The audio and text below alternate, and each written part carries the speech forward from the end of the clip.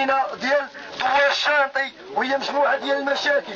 الناس ديال المنطقه الفيضيه كما كتعرفوا الفصل ديال الشتاء دائما هايج عليهم الماء. الناس هادو خاصهم بقاعي في وسط المدينه، والناس ديال دوار الشاطئ كذلك راه ما كيقدروش يبنيو. الناس خاصهم قروض باش يقدروا يبنيو ولا غيبقاو عايشين في الصبيح. هاد المساله هادي اللي كينوضوا كيبقاو يعطيهم تقديرات في الايام ديال الشتاء، هاد المسائل راه ما مسلكاش الناس.